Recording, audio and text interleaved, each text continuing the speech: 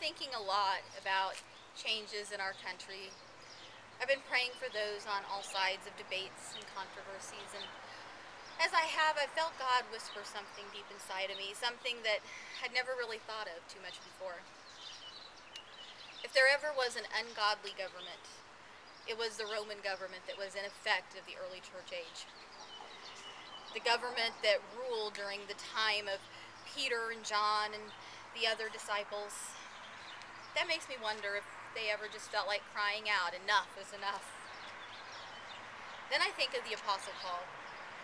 You know, there was one point in Paul's history when he was being persecuted that he cried out to the high priest with words of anger and struck back.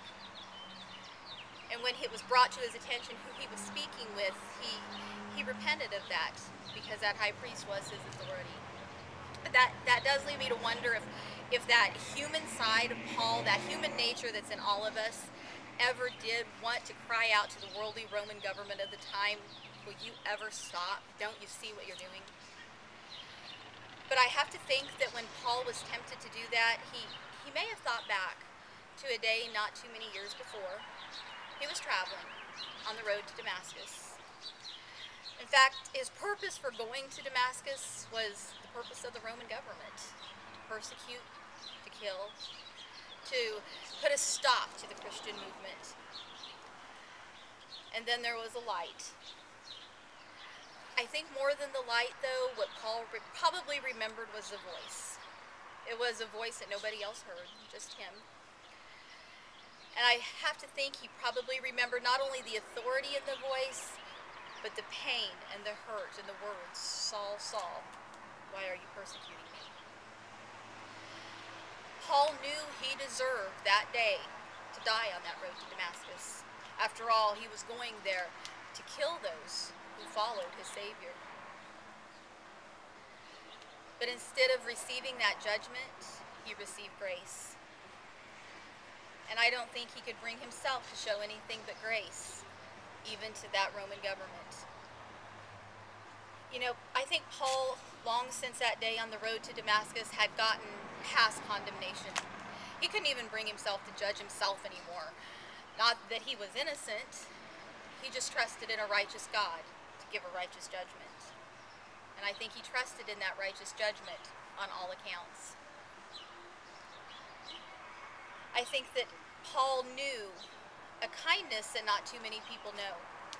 And that kindness drove him to want to go to Rome, to go to that Roman emperor, that evil, unrighteous, unholy emperor, and give his testimony. Sure, it was obedience. He knew that's what God wanted. But I think it was also just a glimmer of hope that maybe his testimony of how God showed him grace might change the world.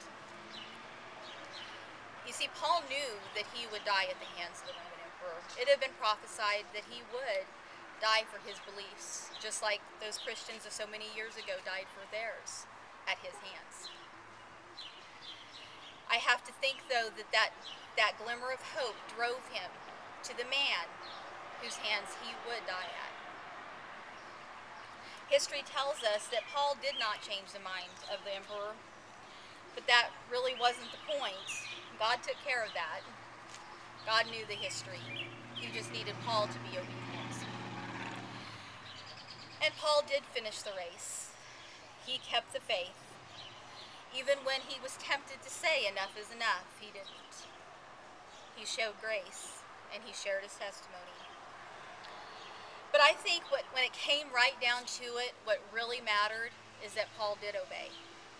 He did obey the voice of God that spoke to him so many years ago. He did go to Rome. He did speak to the emperor. And even when it came down to the point of execution, and Paul met his Savior face to face, it was no longer the words, "Why are you persecuting me?" that he heard.